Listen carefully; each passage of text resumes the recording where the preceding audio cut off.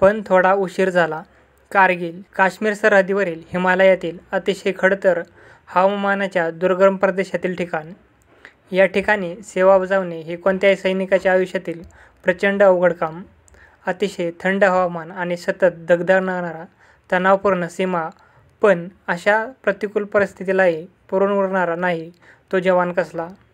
इथला पावसाळा आणि हिवाळा जेवढा जीवघेणा, तेवढाच उन्हाळा सुखवाहक आणि आल्हाददायी. उन्हाळ्यात पहाडावरील बर्फ वितळून पर्वतरांगा हिरव्या कंच रंगाने नटून जातात.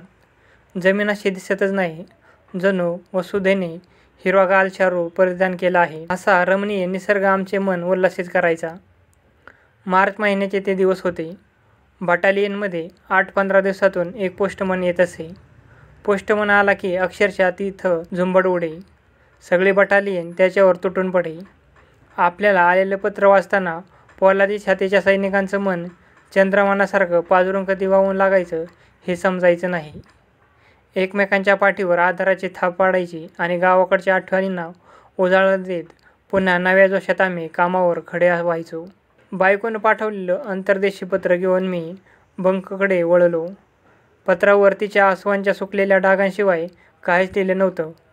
पत्रात काही दिसलं नसलं तरी तिचं बोलकं पत्र बराच वेळ मी वाचत बसलो होतो. इथून गावाकडं जाण्यातच सुट्टीतले 8-10 दिवस जायचे.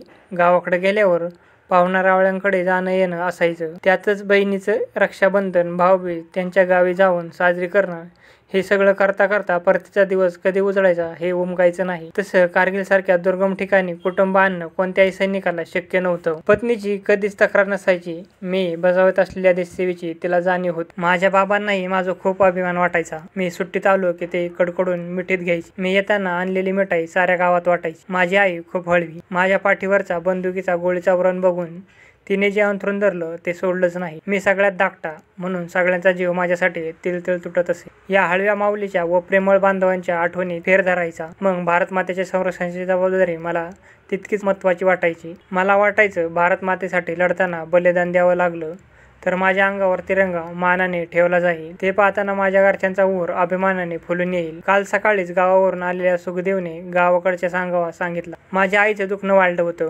आईने त्यासोबत निरोप पाठवला होता. तिचा प्रत्येक शब्द माझ्या अंतरंगात ठाव घेत होता. मी आजारी आहे, पण तू माझी काळजी करू नको.